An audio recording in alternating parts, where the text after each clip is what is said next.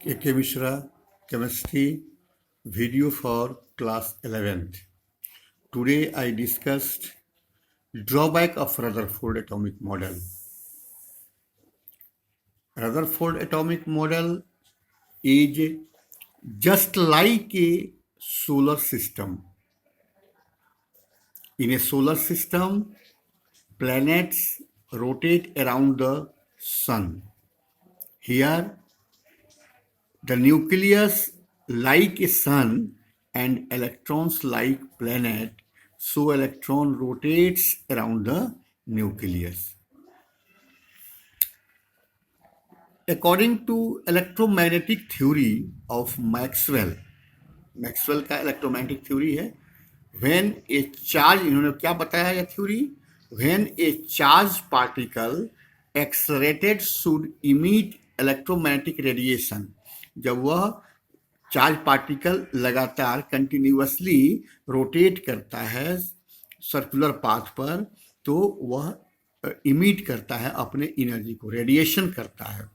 Therefore N electron in a circular path will emit energy, मतलब radiation हो रहा है उसमें, and electron comes towards nucleus with A spiral movement by which path will continue to shrink and finally electron drops in nucleus, but this does not happen.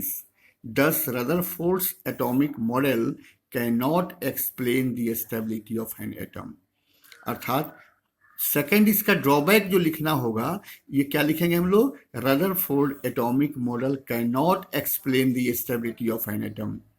इसको explain हमने किया है, जैसे यहाँ न्यूक्लियस है और इलेक्ट्रॉन सर्कुलर पाथ में चक्कर लगाता है, इलेक्ट्रॉन चार्ज बॉडी है और यह एक्सलरेट होता है, मतलब चेंज वेलोसिटी में चेंज हो रहा है, इसमें डायरेक्शन में चेंज हो रहा है और काफ़ी हाई वेलोसिटी के साथ यह रोटेट करता है, तो इसके एनर्जी में लगातार चेंज हो रहा है. क्यों? By emission of energy. Electron revolves with a spiral movement and ultimately drops in nuclear.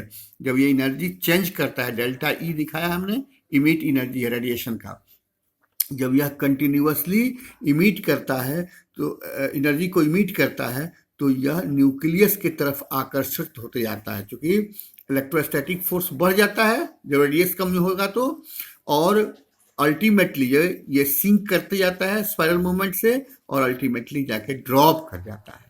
इसलिए ऐसा प्लैनेट्स के साथ नहीं होता है.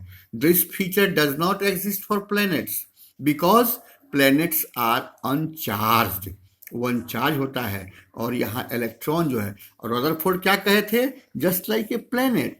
प्लैनेट के सिस्टम पर उन्होंने अपने एटॉमिक मॉडल को डाल दिया था जो सही नहीं था. Rutherford atomic model cannot explain about number of electrons in a circular path as well as their energy. उन्होंने एक सर्कुलर पाथ में कितने इलेक्ट्रॉन रहेंगे इसके बारे में उन्होंने कुछ नहीं बताया था, ना ही उसके एनर्जी के बारे में बताया था. तो these are the drawback of Rutherford's atomic model. तो स्टेबिलिटी को नहीं दिया उन्होंने, उसकी संख्या को नहीं बताया, उसके रेडियस को नहीं बताया, उसकी एनर्जी को नहीं बताया. These are the drawbacks of Rutherford atomic model. अब आगे क्या डेवलपमेंट होता है, जो मैक्सवेल का प्लैंक्स रेडिएशन थ्योरी आया, बोर साहब उसी का सहारा लिया, उनका स्टडी किया. Maxwell electromagnetic radiation theory and Planck's quantum theory suggested if an electron revolves in a fixed energy circular path.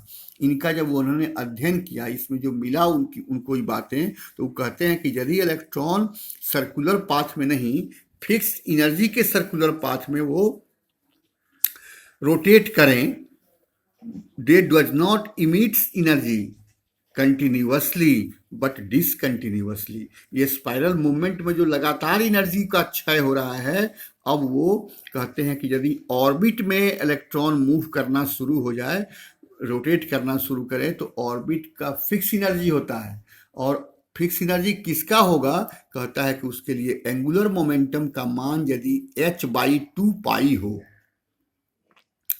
और वह n से क्वांटाइज हो, n यहाँ क्या हो गया, नंबर ऑफ ऑर्बिट कहलाएगा, तो h/2π एंगुलर मोमेंटम का मान होगा, उसका उस सर्कुलर पाथ की एनर्जी फिक्स हो जाएगी। तो उसी फिक्स एनर्जी वाले को उन्होंने स्टेशनरी स्टेट कहा। emit energy continuously but discontinuously in a form of packets of energy which behaves like a stationary state. On the basis of his study, give postulates about atomic model called Bohr atomic model और bore atomic modification. Bore ने Rutherford के atomic model में सुधार किया, इसलिए उसको modification का नाम दिया गया है। और उस सुधार के बाद जो उन्होंने मॉडल पेश किया वो एटॉमिक मॉडल हो गया। तो main postulates of Bohr atomic model में क्या कहता है? Electron revolves around nucleus only in orbit और स्टेशनरी स्टेट। उन्होंने ऑर्बिट को डिफाइन किया है, define orbit as fixed energy circular path around nucleus where electron revolves called orbit. और फिक्स एनर्जी का सर्कुलर पाथ किसको कहेंगे? जिसके लिए एंगुलर मोमेंटम का मान h/2 होता है और जो n से क्वांटाइज है। तो एक का हो गया h/2, h प्लैंक्स कांस्टेंट है, 2 का वैल्यू कांस्टेंट है, n बराबर 1 हो जाएगा। तो पहला ऑर्बिट का क्या हो जाएगा एंगुलर मोमेंटम मान? h/2 होगा। दूसरा का क्या होगा? तो दूसरा में n है, 2 हो गया, तो 2h/2, 2 से कर h/π हो जाएगा। तीसरा का क्या हो जाएगा? 3/2 h/π हो जाएगा। h का और पाई का वैल्यू रखते जाओ, सबके लिए एंगुलर मोमेंटम का मान निकलता चला जाएगा। दूसरा कहते हैं electron revolves in any orbit, किसी भी, अर्थात ऑर्बिट की संख्या एक से अधिक हो सकता है, any orbit till no change in there energy. किसी भी ऑर्बिट में यदि इलेक्ट्रॉन रिवॉल्व करता है, घूमता है, तो वह तब तक घूमेगा जब तक उसकी ऊर्जा में किसी तरह का परिवर्तन नहीं किया जाए। तो फिक्स हो गया। If an electron gains energy, अगर परिवर्तन किया जाए तब क्या होगा? अगर इलेक्ट्रॉन गेन करता है एनर्जी का, then jumps to higher energy orbit, तो वह लोअर एनर्जी ऑर्बिट से एनर्जी गेन करके हायर में चला गया। जैसे तुम नीचे क्लास में जब स्टडी कर लेते हो, उतना के लेवल का ज्ञान प्राप्त कर लेते हो, तो हायर क्लास में चले जाते हो, higher energy orbit 2, 3, 4, 5, 6। While an electron lose energy, then comes back from higher energy orbit to lower ones.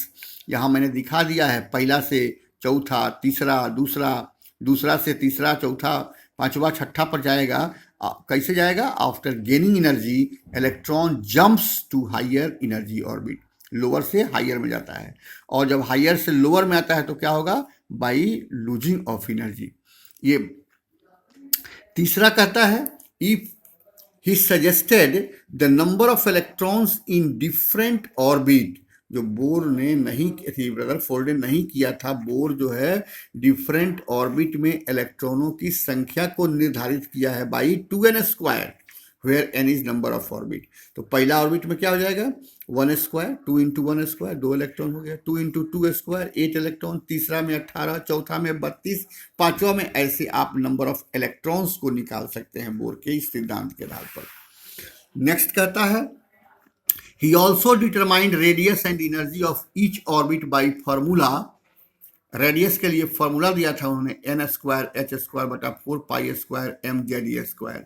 यहाँ क्या क्या वैल्यू है? n नंबर ऑफ ऑर्बिट है, h प्लैंक्स कांस्टेंट है जिसका वैल्यू जूल सेकंड में इतना होता है। मास इलेक्ट्रॉन का आप जानते हैं, लिखा हुआ है, इलेक्ट्रॉन चार्ज E बराबर चार्ज ऑफ इलेक्ट्रॉन, वो भी आपको पहले लिख दिए हैं। जेड एटॉमिक नंबर है, ये सारे वैल्यू हैं। अब देखिए नंबर ऑफ ऑर्बिट किसी एटम का चेंज हो सकता है, पहला, दूसरा, तीसरा, किस ऑर्बिट में इलेक्ट्रॉन है तो उसका रेडियस निकाल सकते हैं हम लोग। HME जो है किसी भी एटम के किसी भी इलेक्ट्रॉन के लिए यह कांस्टेंट है वैल्यू। जेड एटॉमिक नंबर है, तो एलिमेंट अगर चेंज हो जाएगा तो जेड चेंज हो जाएगा। रेडियस कर दिया है फॉर हाइड्रोजन एटम, जेड बराबर 1 हो जाएगा। तो यहाँ RH माने रेडियस ऑफ हाइड्रोजन में h²/4π me² जो है ये कांस्टेंट हो गया, इनटू हाइड्रोजन के लिए जेड 1 हो गया, तो n² हो गया। R directly proportional to n²।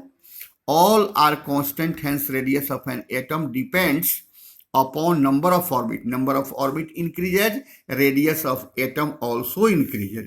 तो यहाँ हमने दिया है बराबर n² इंटू कॉन्स्टेंट, इन सारे वैल्यू का पुट करोगे और कांस्टेंट का मान निकालोगे तो एंगस्ट्रम आ जाएगा 0.529 एंगस्ट्रम। एंगस्ट्रम सबसे छोटी इकाई होती है, 10⁻⁻10 मीटर बराबर 1 एंगस्ट्रम होता है।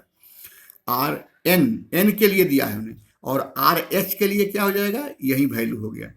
तो हाइड्रोजन एटम का रेडियस यही है, और हाइड्रोजन की तुलना में जिस ऑर्बिट का निकालना होगा खाली n² आप डालते जाओ, निकलता चला जाएगा। यहाँ दिखा दिया हमने n1 2 3 4, तो radius r1 r2 r3 r4 है। n का मान बढ़ेगा तो रेडियस का मान बढ़ेगा। उसी प्रकार एनर्जी के लिए हमने दे दिया है, एनर्जी का E बराबर -RH/n²। आर एच का वैल्यू कांस्टेंट है, आर एच रिगबर्ग कांस्टेंट है, उसका वैल्यू यहाँ दिया हुआ है, उसी तरह से आप किसी का भी निकाल सकते हैं। तो रेडियस और number of orbit increases, there energy also increases. Radius बढ़ेगा तो एनर्जी भी बढ़ेगा। और लास्ट में Bohr successfully define orbitals, the maximum possibility of finding an electron in 3 dimensional space atom के is called orbital. It means in 3D space or atomic sphere, maximum possibility to find electron such a space is called orbital. पूरे atom के अंदर जहां electron के पाए जाने की सबसे अधिकतम संभावना बनती है, उसी स्थान को हम लोग कहते हैं ऑर्बिटल। बोर साहब ने ऑर्बिटल को डिफाइन किया है। और maximum number of electron in each orbital is 2। एक ऑर्बिटल में मात्र 2 इलेक्ट्रॉन हो सकते हैं, वो भी अपोजिट स्पिन, अपोजिट डायरेक्शन में होते हैं। इस प्रकार से आपका आज बोर का एटॉमिक मॉडल मैंने दिया, इसको अध्ययन कीजिए, फिर इस पर मैं प्रश्न दूंगा, उसका उत्तर पूछूंगा।